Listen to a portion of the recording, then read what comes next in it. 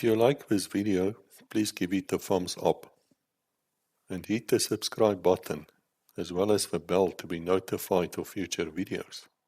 Thank you. Morning, all my friends. It's time for our weekly conversation, and I greet you this morning from our icy cold, wet Gauteng, but it's nice despite of the cold.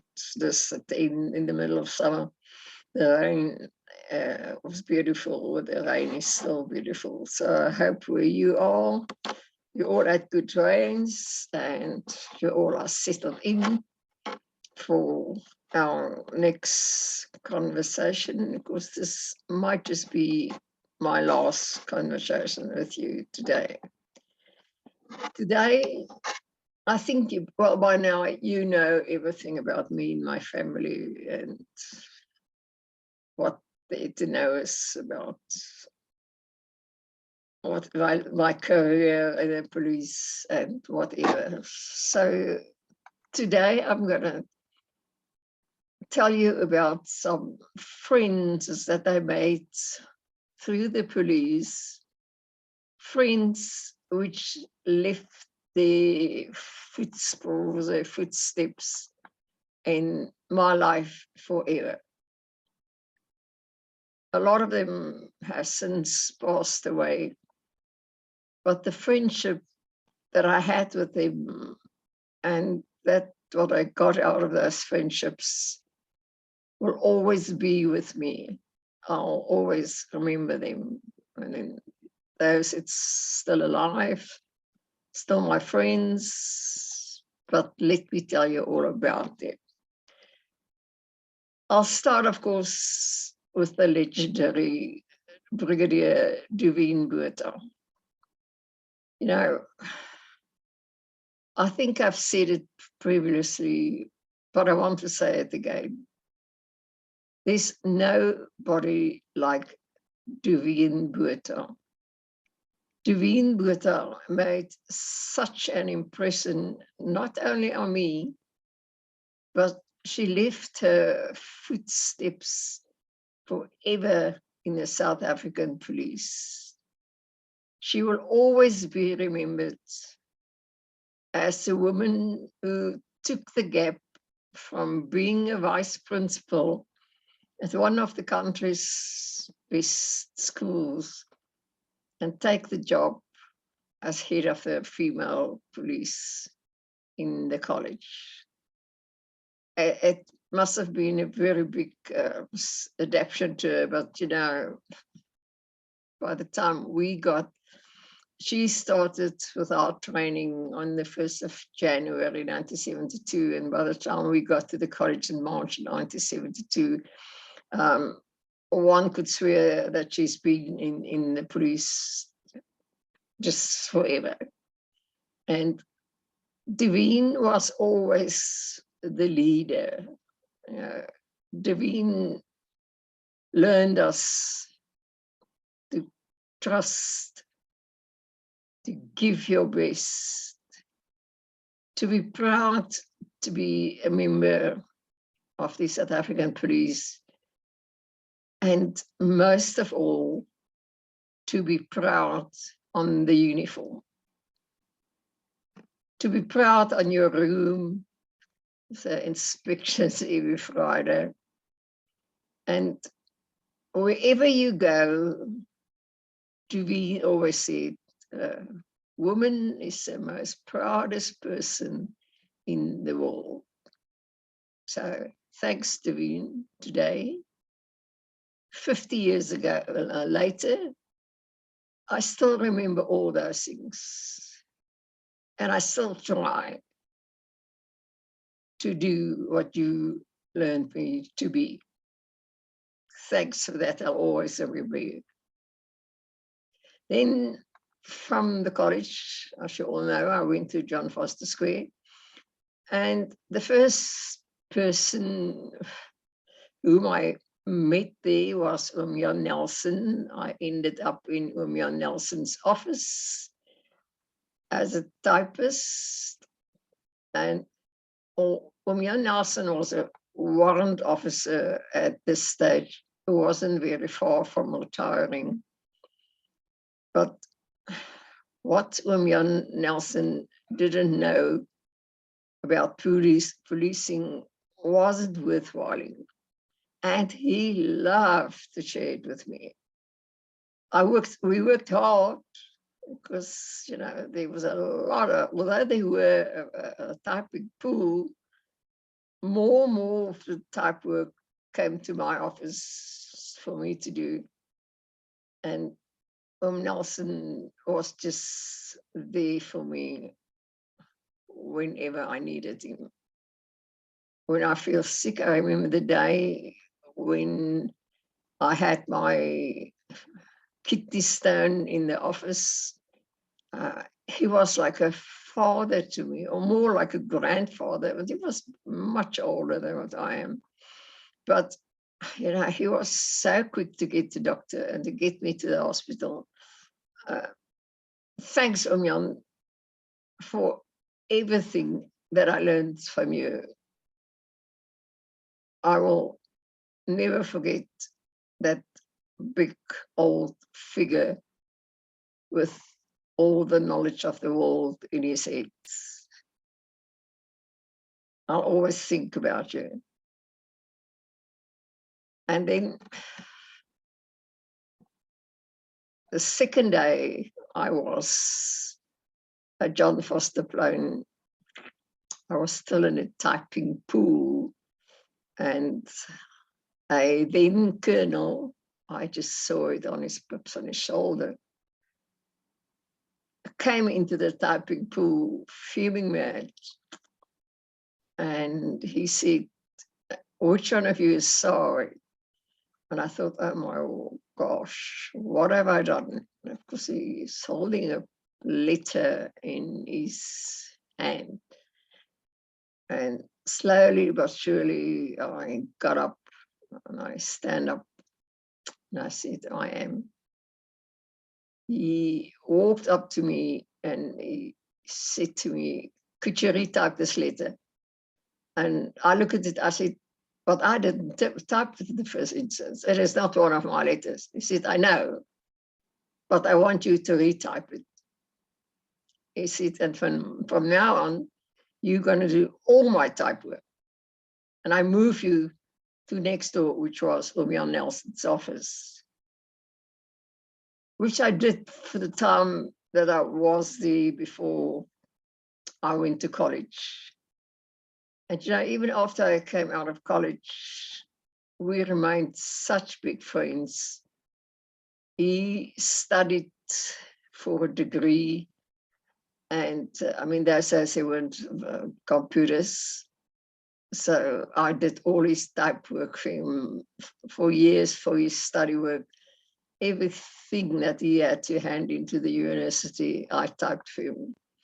And we became house friends. I met his family, his mother, his wife, his son, and we really became house friends. Such big house friends that when I got married, he just happened to buy himself a brand new, beautiful car.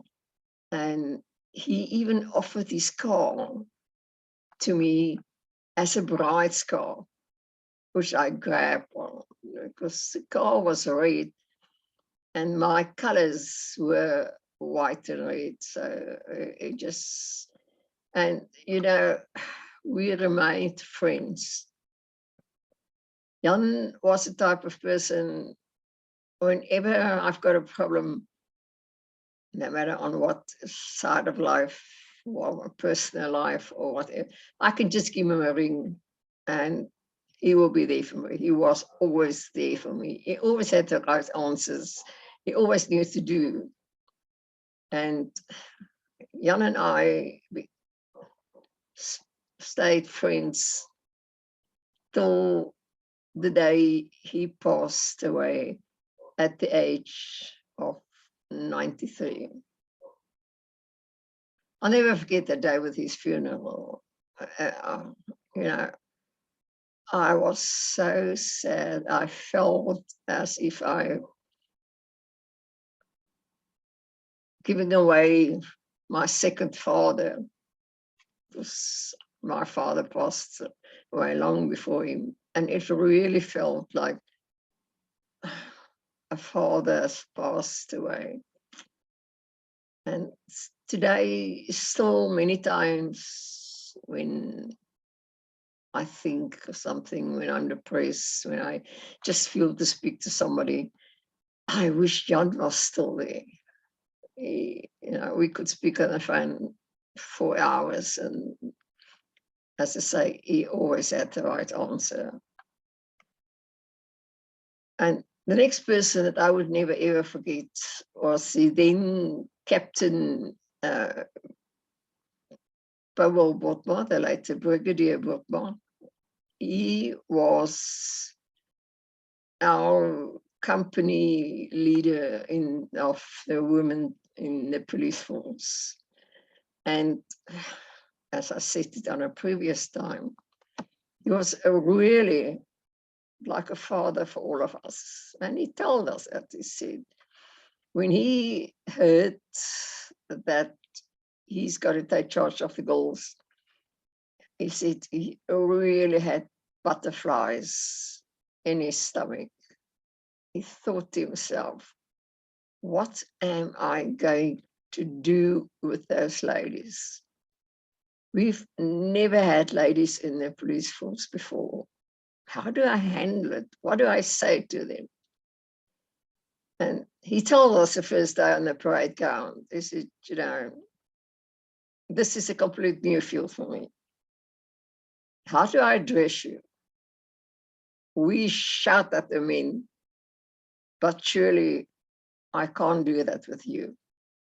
Well, I must say, there were times that he shouted at us on the parade ground, especially when we were preparing for our passing out parades and we didn't do things correct way. Then, yeah, he had a couple of times that he was shouting on us. But the day when I left the college after I had my security training, it felt as if I say goodbye to a very, very good friend of mine, which he was. Over the years, we kept contact. And when we came back at the end of 72 to take part in the end of the year passing out parade, you know, he welcomed all of us like as if we are his daughters. But sadly, a couple of years later, he passed away after a long battle with cancer. Paul Buta was a horse rider. And those of you who used to watch the opening of Parliament with those police horses, that beautiful parade that they had, that guy that sits straight up as if he's got a pen in his back on the leading horse in the front, and that was Brigadier Powell Buta. And when he got off that horse, he was still as straight as if he's got a stick in his back. He was the real policeman. His uniform was always so neat. His badges was clean. His buttons were clean. And he always walked straight up. You would have never seen him with hanging shoulders. Thanks, Paul. I've learned a lot from you, although our friendship was not as long as I would like it to be. But his wife and myself, his wife Zelda and myself, are still friends today. We contact each other every day. And the other days that we chat about Powell. We both have a tear or two, but yes, he will always be remembered as a very good friend of mine. And then popular General Johan Coetzee. When I walked in the security offices the first day when we started working there, I was surprised to see him having an office there. But then I remember, yes, he is in the security branch, but I thought he would be like in Pretoria. He was second in charge when I came in the office for the first time. And we just clicked. I know there's plenty of people who couldn't really get clicked with him, but we just clicked and we could chat about everything. Somehow he found out that I've got Chinese friends, and he loved to come and sit in my office and discuss to me with my Chinese friends. He loved the Oriental countries, and he loved touring that. So he loved to hear about their history. But you know, it was, I remember those days, Chinese were still considered black, because you know, this, under the old law before 1992, they was classified as black, and you weren't supposed to spend more than a certain hours in their house. But he didn't care. I told him, you know, I slept over at their place sometimes. And he said, well, you know, it's bound to happen.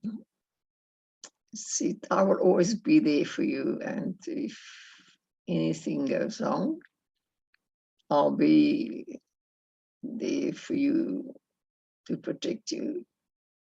The day when I went for my driver's license, the moment when I walked into the office, he knew that I didn't pass my driver's license.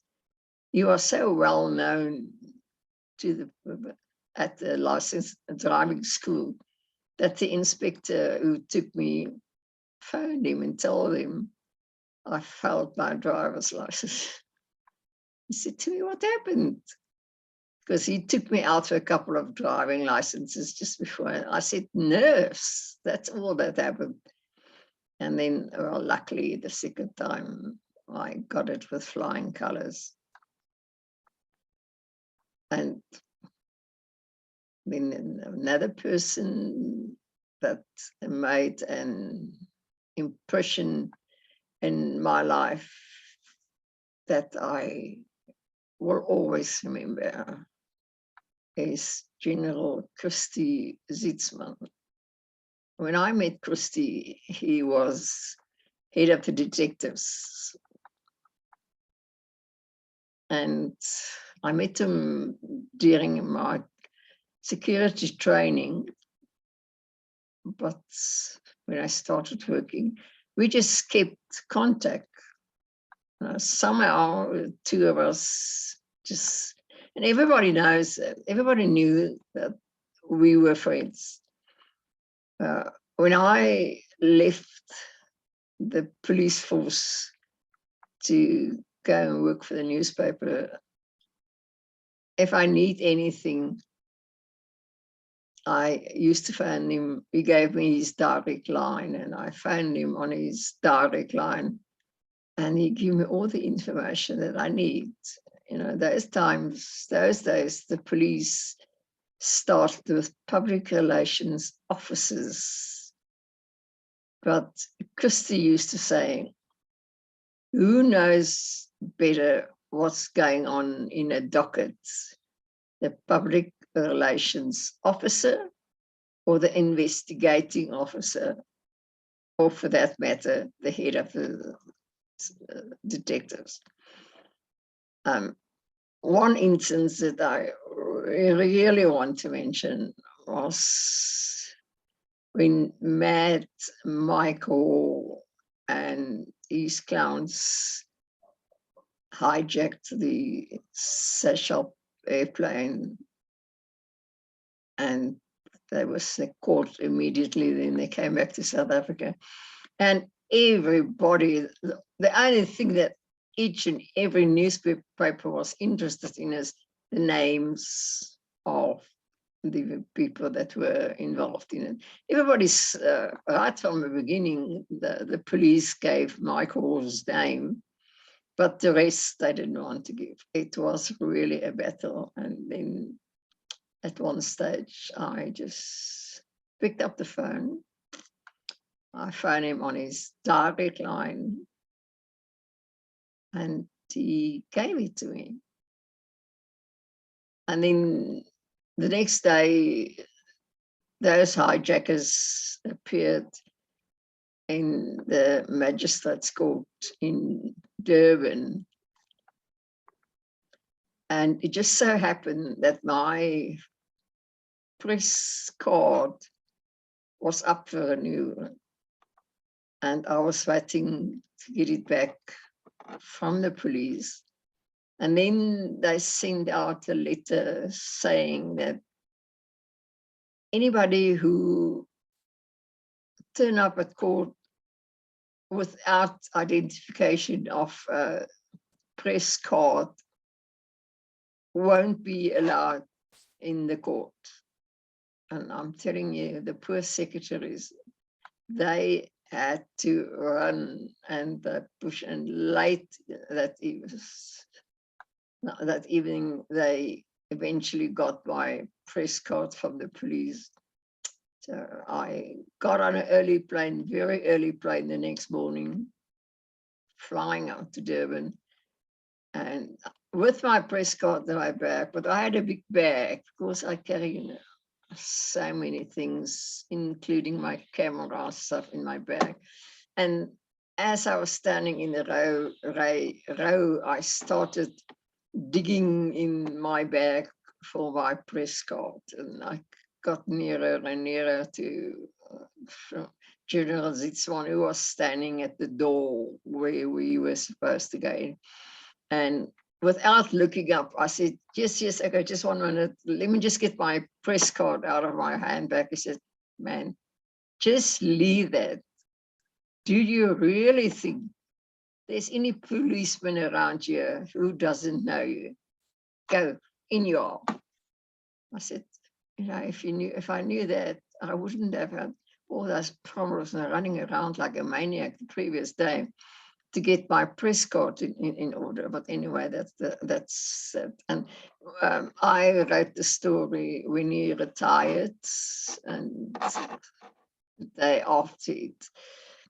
The day before it appeared in the newspaper, I went down to,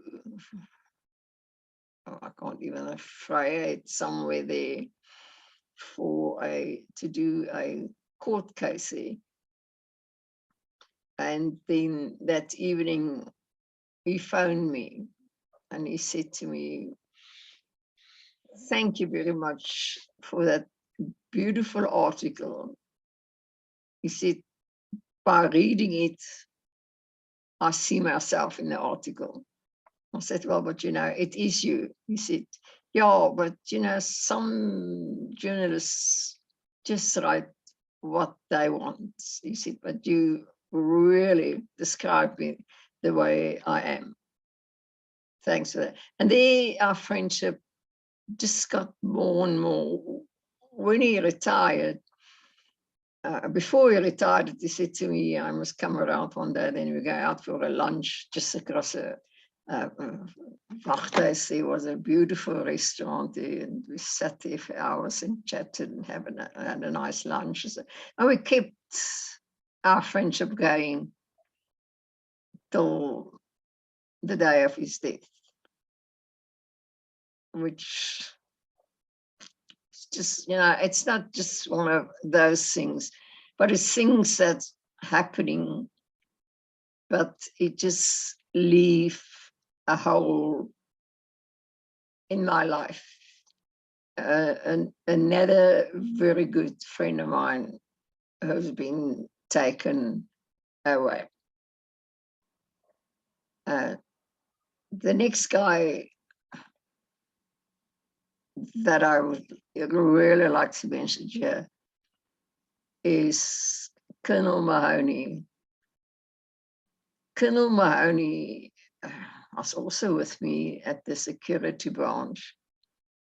And one day, just by coincidence, he found out that I'm living in a house en route the way that he goes to work every day.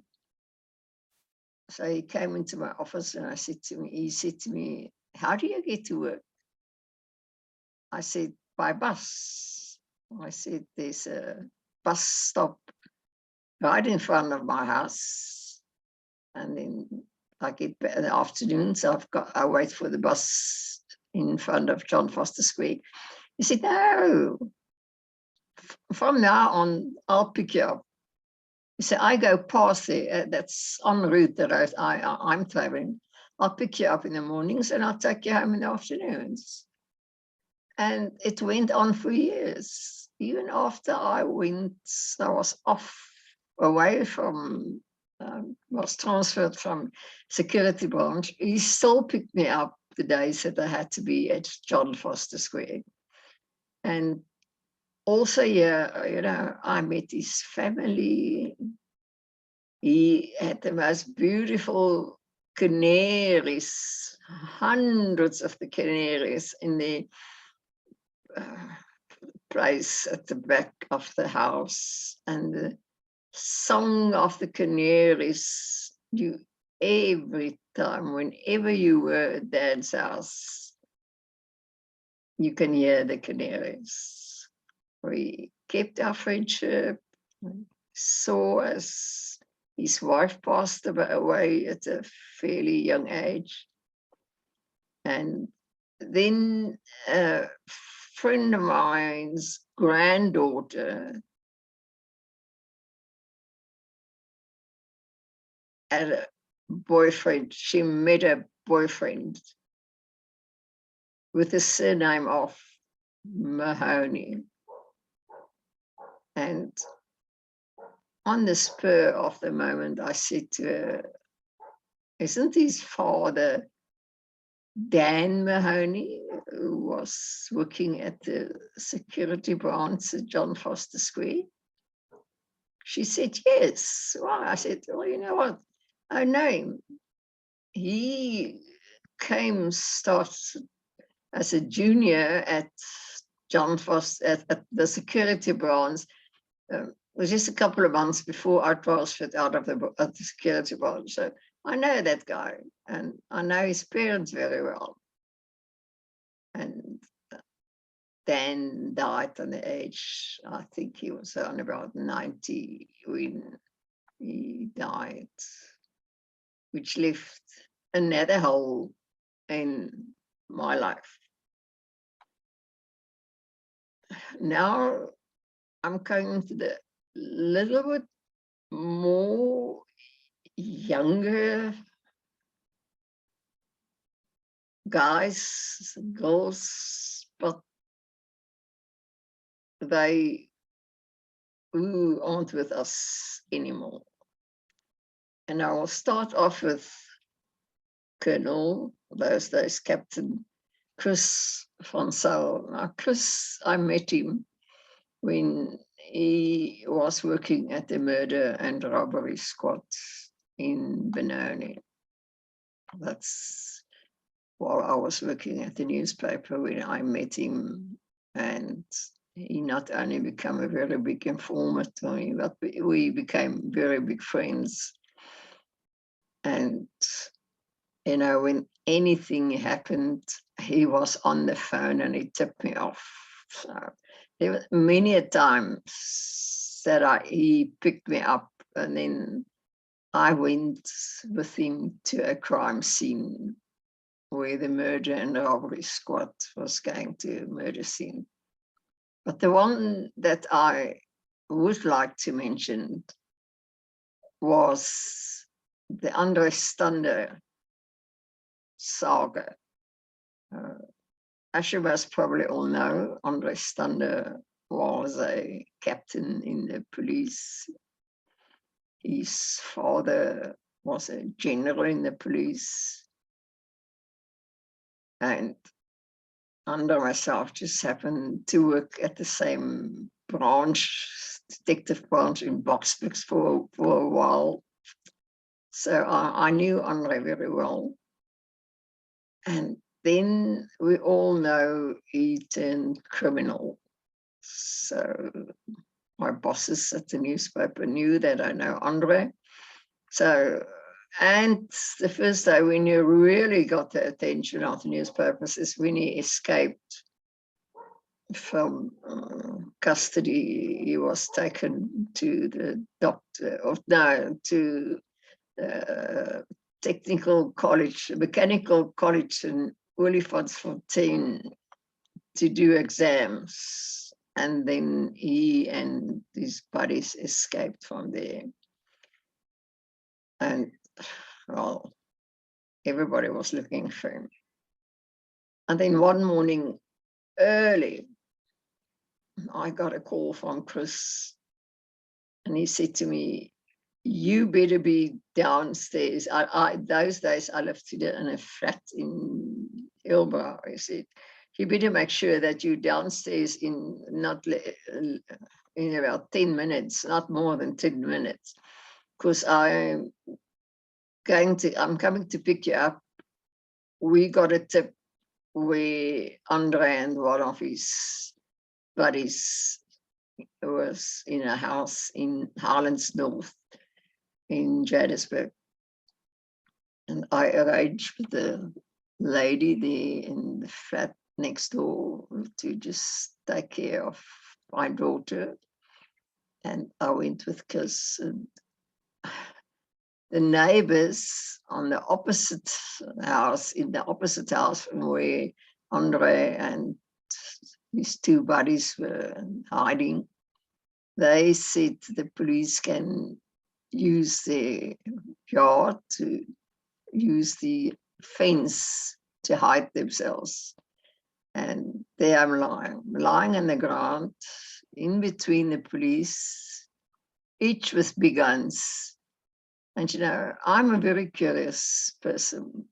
When I dare to lift my head to try and see now what the hell is going on, why is everything so quiet, I just got a bang on my head and said, "Get out with your head.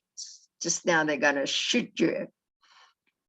And that was one of the most exciting crime scenes of my life.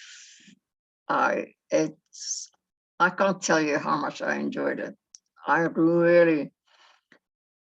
It was so fantastic, the way it was organized, but unfortunately, Andre escaped by the back routes, and then the one person that was with him died there in the house. But even today, when I've got a couple of moments to let my memory go, I still see that crime scene. Me, the only newspaper person on the scene, lying with the police on the ground, waiting for them to make a move in the house. It's not a nice feeling. See somebody got killed, but it was a good feeling that a bank robber was taken out of circulation. That was Chris, and then Chris was transferred to the Northern Cape, where he originally came from. And first he had lung cancer, although he never smoked in his life. He got lung cancer, which he survived, but then the cancer spread to his brain and he died of cancer. But before he was transferred to the Northern Cape, his wife passed away. And of course, I went to the funeral because I knew his wife and I know Chris is my friend. And the moment when we arrived at the graveyard, one of Johannesburg's famous afternoon thunderstorms just poured down. And that specific day, I was wearing a dress that started shrinking when it got wet. So you can imagine how quick I got out of that rain in my car. So at least I could still reach my car before my dress shrink too much. But that's just something in between. So. And the next one, my friends that left me alone, passed on and just left me was General Henny de Wit. Now, Henny was commissioner of the South African police. And it just so happened that I had a friend in the police, in Minister Vlok's office, my good old friend, Piet Potma, who always took me with him when he had to go to functions, ministerial functions or functions of the commissioner. And that's how I got to know Wamini very well. And during, I think it's 1985 or 88, no, I think it's 1988 when the police turned 75, he always, wherever they went, he invited me as his guest. I flew through the country everywhere with them for the functions, for the commemoration of the 75th birthday of the South African police. I even went with him to Walvis Bay, where the torch was lit for the lighting of the torch that was carried through the country to Loftusversveld for the main events.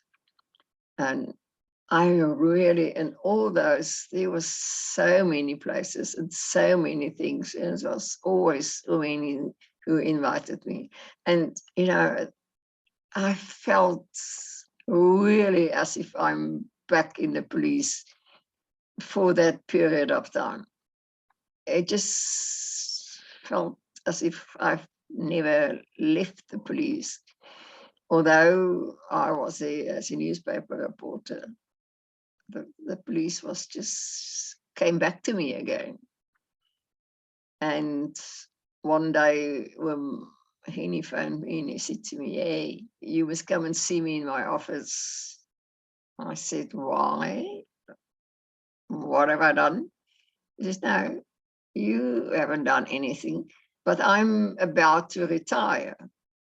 And I want you to write the story on my retirement." I said, "Oh, that would be great." I said, "I would be so honored to do that." You know, we sat in his office and we chat for hours. Then he tells me about his life in the police. And then just like that, he went off the path, and then we just chat about other things that had nothing to do with the fact that he is leaving the police, that he's going on pension. And then all of a sudden we realized, gee, where's the time gone? And I have to drag Winnie back to for the reason why I was really in his office. And we also stay friends. And then when he became very ill, he was really ill. And I went and see him a couple of times during his illness. And the last time I went to see him at his house where he lived, I said to him, why aren't you in hospital? He said to me, why? I said, just listen to you, just look at you. You know, you could see he had problems breathing and he coughed like anything. And he was still smoking. When he was a chain smoker, that's one thing for sure. And that I said to him, why don't you just stop smoking?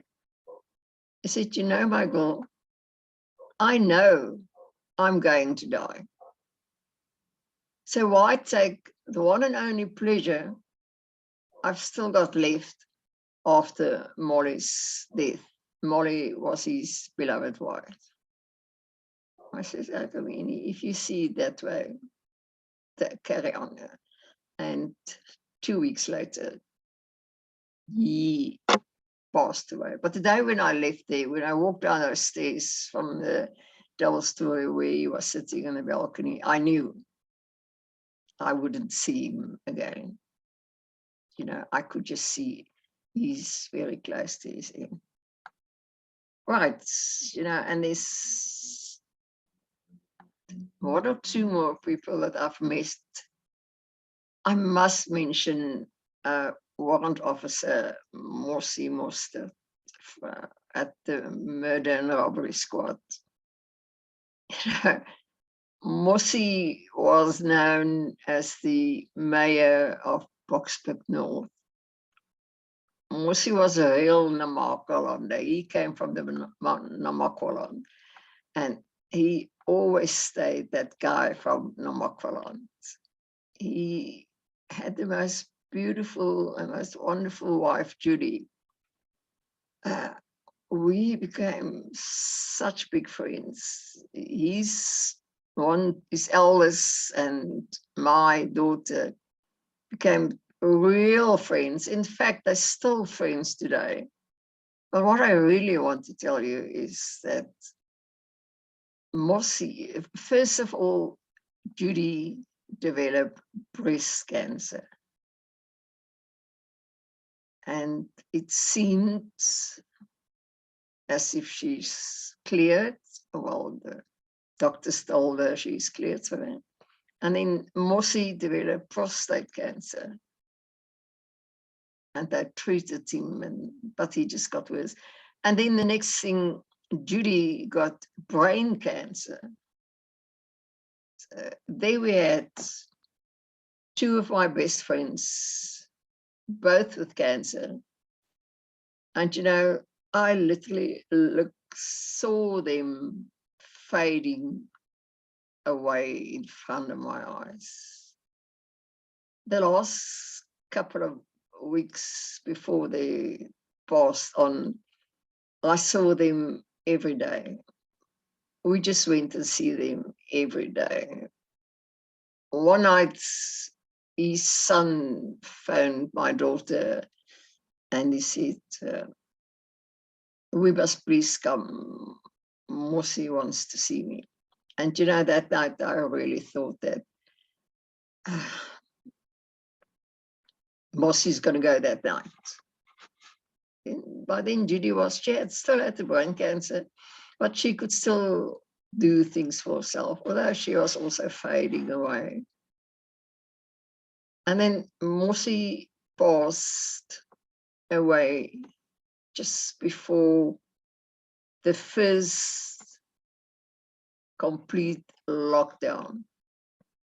The funeral service was arranged and everything. And then the day before the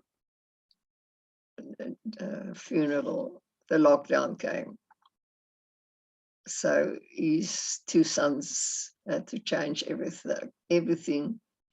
So we end up being 2 of our friends having a small funeral service. His dominee of many years came to the house. So we had a small funeral service where 12 of us attended it at their home in Boksburg North. And then, of course, I couldn't go and see them anymore. Mossie passed away a couple of days later. And 10 days after Mossie, Judy passed away. I couldn't go to any of their funerals. And up till this day, I still feel some days I want to pick up the phone and phone my friends. Another friend of mine that I've met through the police, I have mentioned previously in our conversations, is my Chinese friend, Alice Liu Lai, actually. And what a person. Alice was like, I doubt whether she was 5 feet. She was a tiny, small little thing. And then she always wore these big shoes with these thick soles, just so that she looks a bit bigger. And she always wore her wig. She had long black hair, but she never let her hair down. She always wore her wig. But what a character. I've never had a friend that made me laugh so much than what Alice did. Especially after her husband, Jack, passed away. The two of us, well, we did things that maybe sometimes it wasn't suitable. Not that things that could end us up in jail, but naughty things. We could be so naughty. Those days, Johannesburg was still really know how to go the new year in. And it was nothing for us to, and we always took my daughter with me. Then we drove into the city, parked our car somewhere, and we just fall in there. We just had a party with them in the middle of the street. It was absolute fantastic days. But Alice also was a chain smoker. And although she stopped smoking, she got emphysema shortly after she got smoking. And then she got lung cancer with it. And she passed away about 7, 8 years ago. So those are my friends that really left deep footsteps in my life, which is not with me anymore, but I will always remember them. All of them in some other way, as I told you, was just, we were close friends. And those were friends that I knew I could, if I need something, I could find them in the middle of the night. And any one of those would either come and help me or send somebody to help me. But even still today, I've got some beautiful friends, which I met in the police, and which I met on different occasions in the police. Some of them, I met them while I was a newspaper reporter.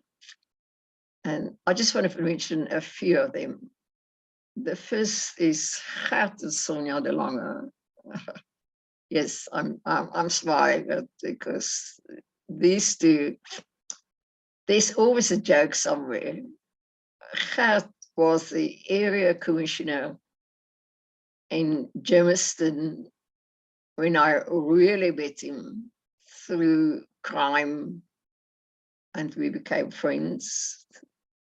Then he was transferred to Hillbrow, and he still gave me nice stories coming out of Hillbrow, especially with Old Year's Eve, you know, what Hillbrow's like on an Old Year's Eve. And then I met his wife, Sonia, and the two, we just became house friends. We spoke to each other just about every day, and we sent WhatsApp messages to each other every day. And whenever one of us has got a joke to share, it's got to be shared with Gert and Sonia. That's the first people we share jokes with. And I know those two will always be there for me. They always worried about me living on my own. When I'm ill, they always inquire about me. And I know if I need them, I can always contact them. And I can't forget the two Kilian brothers. Yes, it was two brothers, Hein and Dirk Kilian. Dirk was at murder and robbery, so that's why how I met him. And Hein was at the ASB that hated inland security that the ANC hated so much. Okay, Dirk passed away a couple of years ago, but I must tell you this story. Many years ago, it was really, I mean, my daughter was still in the creche, so you can remember, and she's 43. I can think for yourself how long it is. I can't even remember the year. But, excuse me, I was on a murder scene in Brakpan where a businessman was murdered in his shop. And when they came out of the shop carrying out his body, I was taking photos, and the police had cordoned off that part in the street. People weren't supposed to go through the right drive through that's cordoned. And as they came walking out, I reversed, but still within the boundaries of the police yellow tape.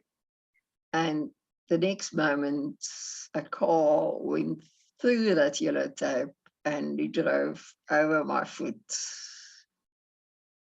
I've never had so much pain. But what I want to tell you, then Dirk Kilian, he just picked me up in his arms, and there was a doctor just around the corner from where it happened, and it just so happened to be a doctor where most of the police are going to. So he carried me to the doctor, and from there to the hospital. And that Dirk carrying me to the doctor,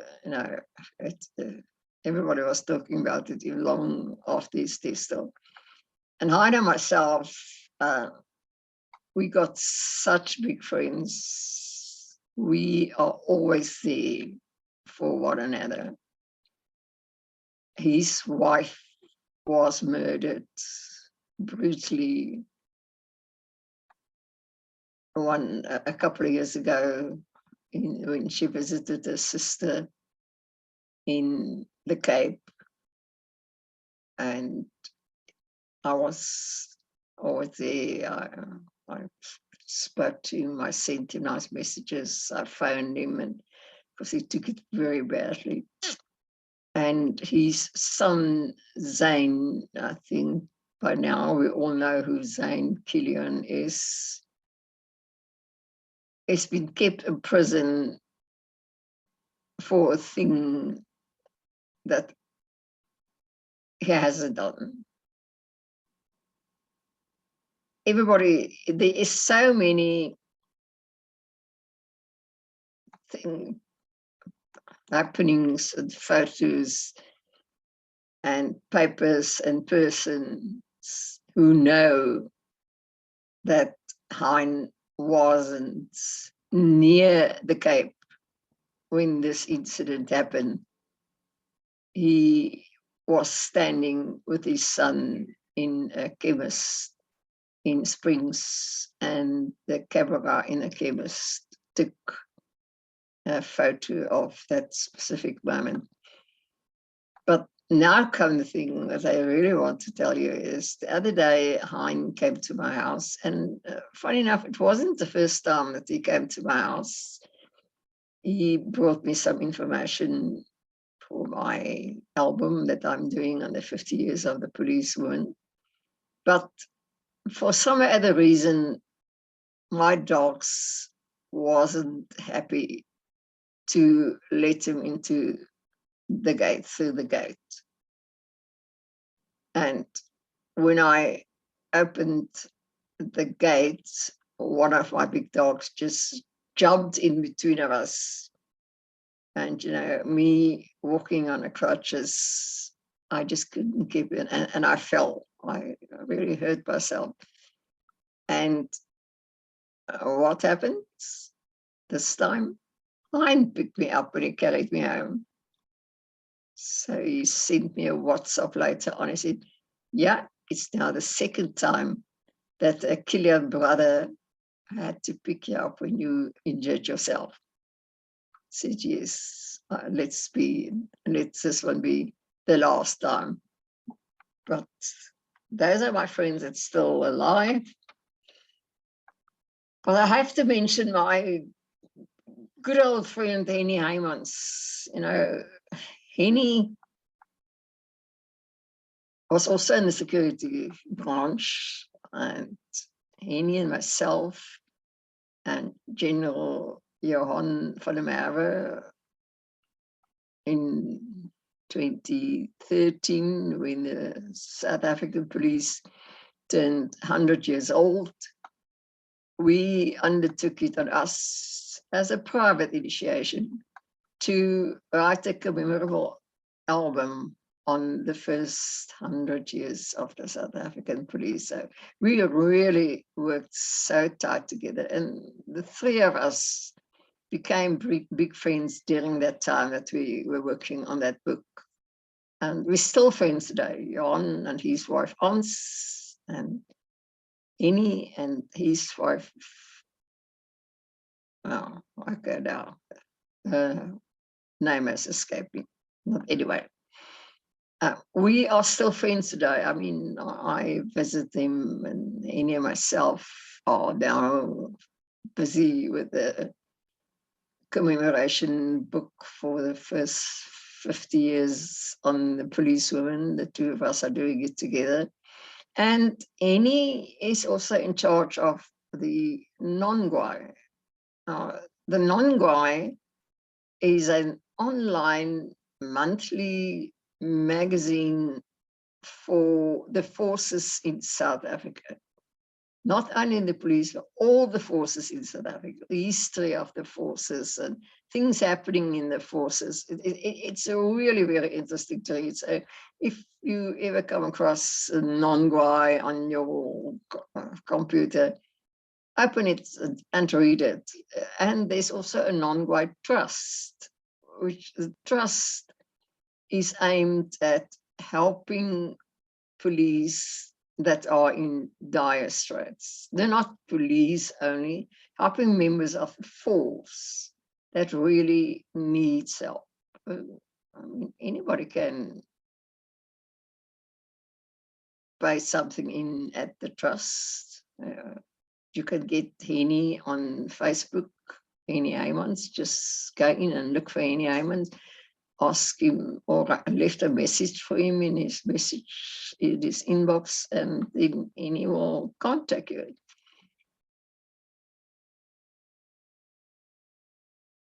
And then the last person that I would like to introduce to you, which I've met through the police, is my very, very big friend, my dearest friend, Bixie Davis.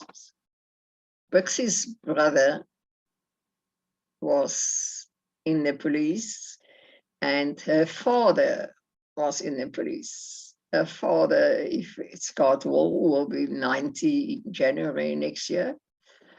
So it's a long time ago that he was there, but the old man was in the police, and Peter was at the mechanical school. He was a quadriplegic for many, many years after a very big motor accident.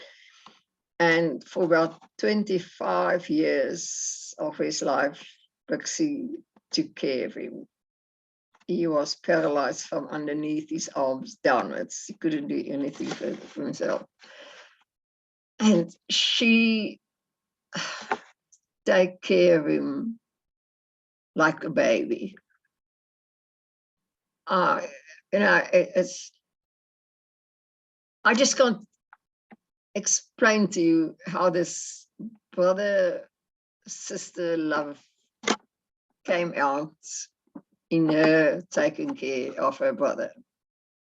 But Peter and myself, we were friends. We were friends first. We used to go together to police lunches, police days, of just braais and things.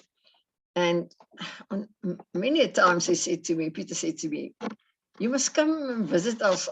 They live in a plot somewhere in Benoni. I won't give the address, but they live there in a beautiful plot.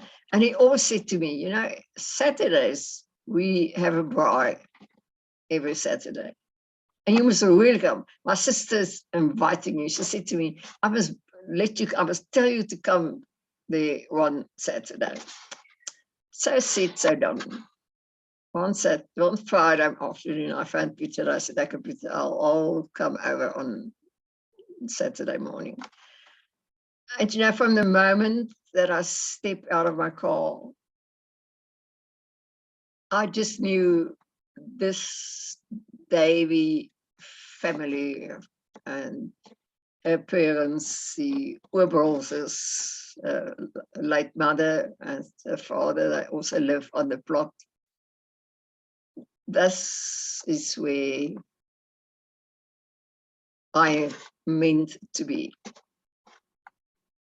And I just got part of the family, my daughter, myself, we go there and to have nice braais with him. And, Bix, if there's a true friend, it's Bix. I need to go to doctors, specialists very often with illnesses and everything. Every time, even in the times when I was still driving my own car, which I don't do at the moment, Bix used to say, you can't drive on your own, Dr. I'll take you. And this is how going on for years, ever since I met you. And then last year, I had a hip replacement. And because my daughter's a teacher, it's not very easy for her to get time off in the education department. But although it was lockdown time, it was the hardest thing for Bix that she couldn't come and see me in hospital. But if I needed anything, I could just phone her or phone Natasha, and then they will bring her to hospital.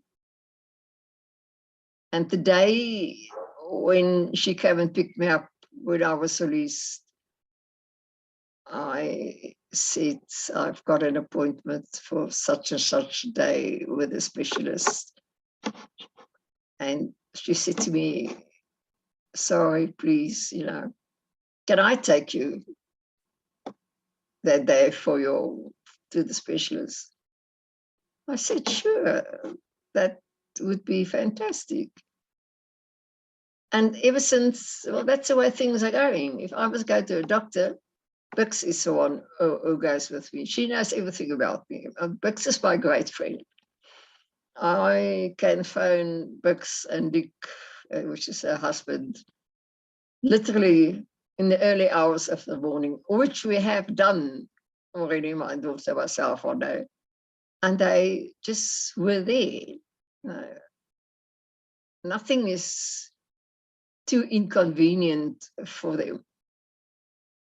Bix and myself, if we don't see each other at least once every second week, then it feels as if there's something wrong. This is really one of the best friends I've ever had. Not because of what she's doing to me as far as my health is concerned, not because she takes me to the doctors every time, but just because I felt the first time when I met her, this is the friend that I've always been waiting for. So Peter, looking down there from heaven on us, because he passed away a couple of years, thank you very much for making sure that I met your sister. You and your family, you were just the friends that I've always been waiting for.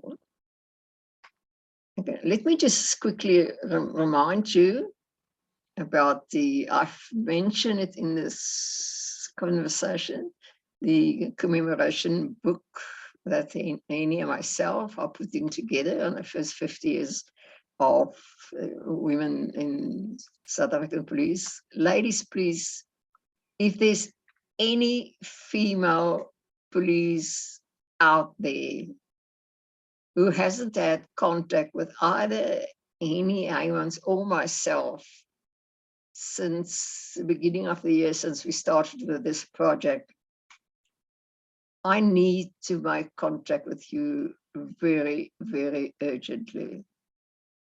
You can get me on my personal Facebook blog, just Sarie van Niekerk. Leave a message for me there, and I will come back to you. Or we've got a Facebook page just for female police. It's unfortunately, it's got an Afrikaans name. It's called Suid-Afrikaanse Polisie Vroue 1972-1992. But please forget about the 1992. If you joined the police after 1992, I also need to make contact with you. The 1992 was just a date that we thought, and what we since realized, would be the most difficult period of time to contact and trace as many as possible women from the beginning of. So ignore the 1992. If you join the force after 1992, whether you're still in the force, ladies, I need you. Go onto that page, ask to be accepted as a member of the page, and you will be. Or as I say, leave a message for me. Or you can even contact Legacy Conversations. That's the person who's doing this video stories. Their contact information is on the top of every video every week. So you can even leave a message for me there and I will get it.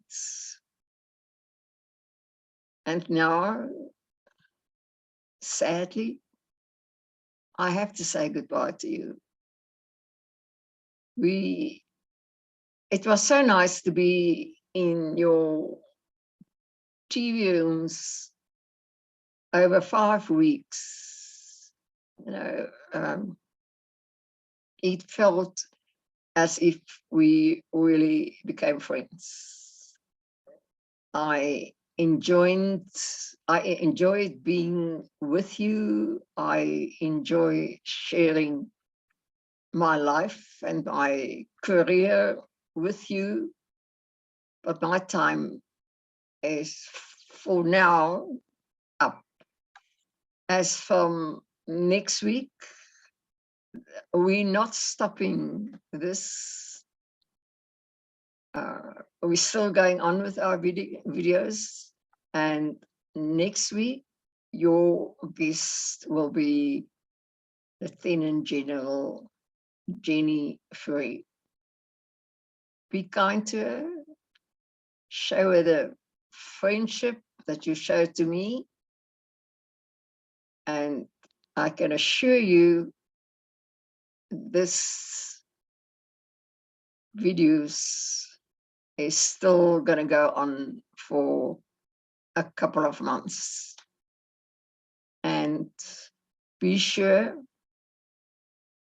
in about 3 months' time, I will be back again to chat with you. But for now, it is goodbye, my friends, not farewell, because I will come back after a couple of months. Be safe, take care of yourself, and may God bless you. Thanks. Sarie, I want to thank you for the last 6 weeks, which we could spend with you. I've seen a lot of policewomen in my life. I've worked with quite a few. The one thing which struck me about them is that they always were women, even if they were doing a job which is really bad at times. And I've seen them crying with victims. I've seen them swinging, which is a nice South African word for boxing. I've seen them get physical where needs be, and I've seen them shooting where needs be. The one thing I've never seen is them lacking guts. They would never hold back. They would never step back. In fact, some of them got quite obnoxious if you would say to her, stand back a bit, it's just a man's job. She would tell you to take a hike. She's a police woman, and she will do what is expected of her. And I think what I've learned from listening to Sarie is there's also a human being behind the uniform.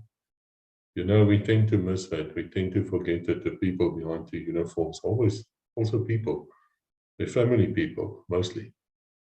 And they have the same problems as everybody else, plus a lot more. Because when you deal with crime, even if it's on the side, as a lawyer or as a reporter, some of those crimes get stuck to you. It's impossible for you to stand there year in and year out, hear the victims cry, see the blood, smell the death, without it affecting you in some way. Therefore, I'm really proud to have this episode and many more to come with policewomen. I think we should give them all a standing ovation. Until we meet again, God bless.